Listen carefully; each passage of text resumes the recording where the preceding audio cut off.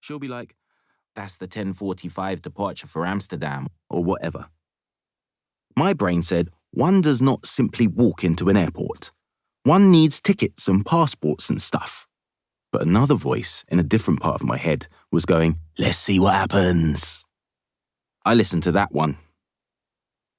I walked through the door and I was in a magic kingdom. On the bus, we passed shops and houses and people taking their dogs for a walk or pushing pushchairs. On this side of the airport doors, it was people in suits pulling little suitcases on wheels, families dressed for sunny days, people in uniform, and people getting ready to fly. There was a departure board with the names of cities I'd only ever seen on telly. Paris, Rome, Prague. There were places I'd never even heard of. Places that sounded made up. Faro, Knock, Riga. All the ordinary things, home, school, all that, they all felt far away and not really real. All these new places felt like they were just one step away.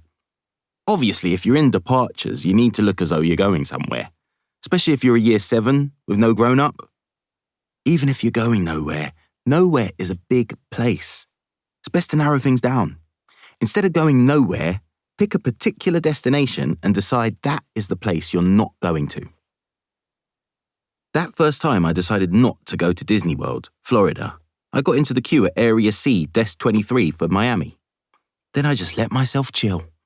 Everyone else was complaining about queuing, but I was loving it. Just standing there looking at the adverts and the people coming and going and imagining myself flying off to Miami on a school day instead of going to my ICT lesson. I tried to figure out how the airport worked. Maybe it's because I'm part machine myself, but I've noticed I've started to think about things as though they're machines. For instance, you could look at an airport as a kind of vacuum cleaner. It sucks people out of the city, off buses and out of cars, into metal tubes, then spits them into the sky.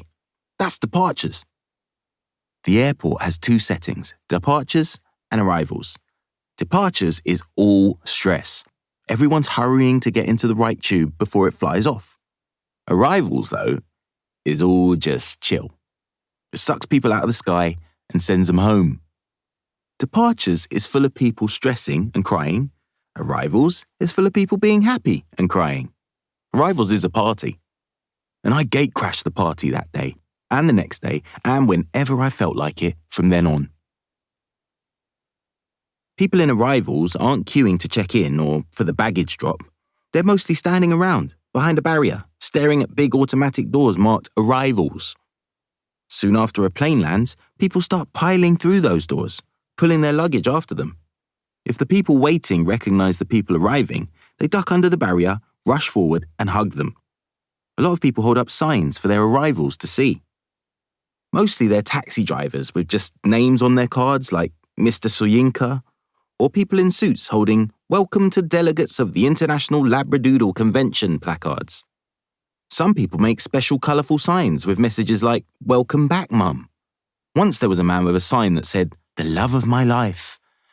I don't think the love was that mutual because he was there 3 days running and went home alone. Another time, a load of people turned up dressed as Imperial stormtroopers with a banner that read, "Welcome to the dark side." There's a flower shop in arrivals called Up, Up and Bouquet, and a cafe called Many Happy Returns. Sometimes people have just settled down to eat there when their friends or family come through the doors. 9 times out of 10, they will jump up, have a hug, and forget to go back to their food. When that happens, you can walk past the table and quietly mind-sweep handfuls of chips or swipe one of those massive cups of Coke. Sadly, no one ever seems to leave crisps.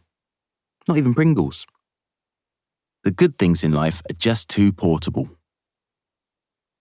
The woman who runs the cafe wears a big badge that reads, "Feel free to ask about our meal deal." It's a lie. Everything about her says, "Do not ask me anything. I've got paninis to heat." If you're going to gate crash a party, you have to know how to blend in.